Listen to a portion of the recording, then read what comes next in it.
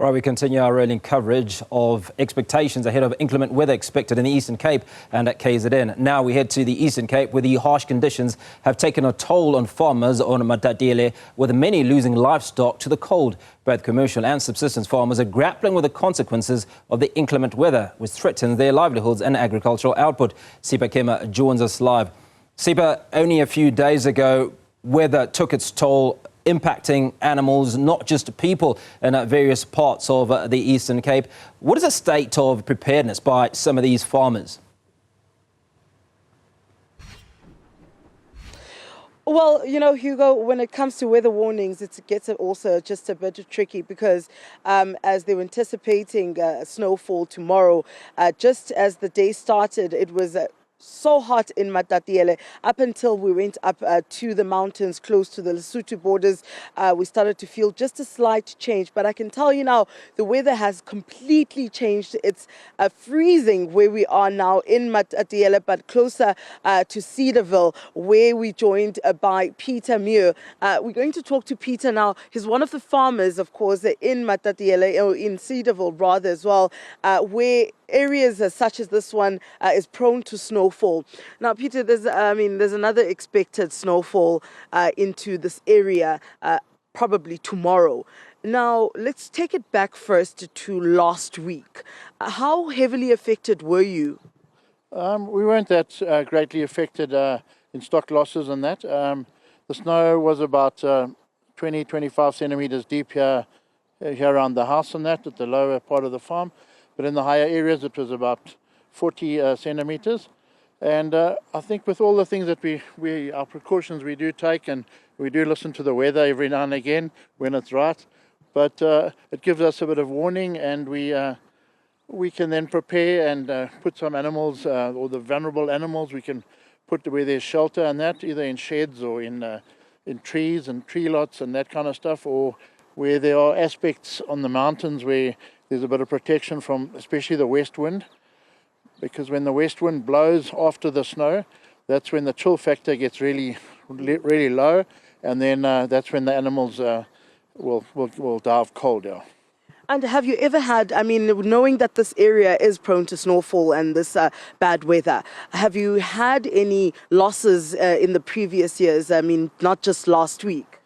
Last week I shore just before the snow, and I lost about 7 sheep, but that is more my fault. The sheep were a bit thin, and I was sharing sort of knowing the snow was coming, and I just didn't have those under protection, but their condition was more the issue than anything else. Yeah.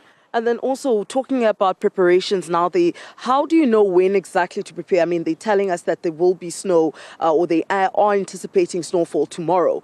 But when we look outside, the skies are relatively still blue, and we're seeing a bit of clouds there. But how do you know for certain, and when, as a farmer, do you start then preparing? I think it's better to be proactive and do something before the snow gets here. It might be a little bit of waste of time, but it's better to be proactive. So you move your stock closer to shelter and that. But really, the animals are quite used to it, and the snow isn't that bad, except when you're shearing or when you're lambing. That's when we have our most losses, when you're calving and lambing, and those cows give birth in the snow and a couple of days after the snow. But, and when you're shearing, obviously if you're not shearing, the animals will be fine. They'll protect themselves if they've got wool on. If they've got very short wool on, depending on sort of what the weatherman tells us, we can then move them to more protected areas. Yeah. All right. Thank you so much, Peter. That's Peter Muir there, Hugo, telling us on how exactly he prepares for the snow or for the bad weather, saying that he's lost 7 because just before, during those weather warnings that week when the weather warnings and alerts came out, he sheared some of his sheep or his livestock, and that resulted in him losing 7 sheep from the cold because they don't have the wool on them to keep them them warm, or the fur rather, that keeps them warm. It was also, they then froze, and then he lost 7 of those. It may not seem like it's as bad as the 33 that we heard of in our previous farmer that we spoke about, but every single livestock matters, because that's money to the pocket, Hugo. That's a loss for the farm as well, because a farm is not just about the animals, but it's also an actual business, and also sustains the livelihoods of the farmers and their families, but also the people that they employ on the farms as well. So we will be keeping a close eye on the weather, Hugo, but also Alfred Nzo District Municipality Disaster Management, Head of Disaster Management, Onge Diko, says that as a municipality, they really should, if there be any snowfall tomorrow. This is what he had to say. So far, we are keeping eyes open, and our teams are ready for us to assist.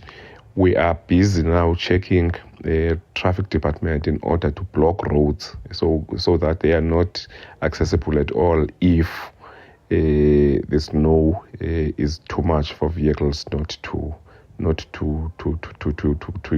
utilize them, because our drivers are not trained to drive on these slippery roads.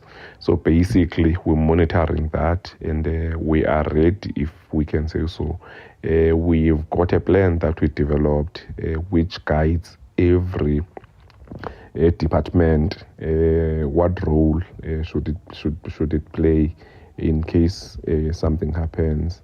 Because for instance, traffic management is gonna lead us in terms of how to guide traffic. Human settlements needs to come on board, municipalities with their TLPs and graders, as well as Department of Transport. So Hugo, just before we wrap up here in Matatiele, I want to bring Peter in. He was making a valid point regarding the bad weather that comes, and also some of the issues that come, or challenges that come with the bad weather, is that your lines go down, your electricity goes off, which then also affects communication, but also productivity on the farm. Yes, the Eskom lines go down, trees fall on the lines where the maintenance hasn't been done very well in that, and that causes outages, and then all communication factors are lost. Your cell phone, your internet, your emails, all those kind of things go offline, and then you actually haven't got Eskom for heat in the houses, in the your hot water for cooking, all those kind of things also go. And it's very important for Eskom actually to get that sort of jacked up for us farmers. Some of us have got standby generators and things, so we can get by with that. But a lot of the rural people and that don't have all that, so their forms of heat and energy in that sense are lost.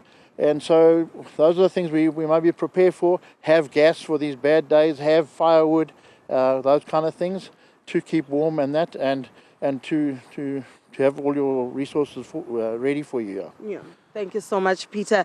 That's Peter Muir there, here in Cedarville, closer to Matatiele, just about 20 kilometers away from Matatiele. Also up in the freezing mountains, Hugo. I'm not sure if you'll be able to see, though, how the clouds are looking right now. Change of weather, possibly the weather alert that was issued about the possible snowfall in the Matatiele area. I mean, we can already feel it, and we can see that the skies are changing a bit. You've got heavy grey clouds forming over some of the landscape, but also over the mountains here in Matatiele.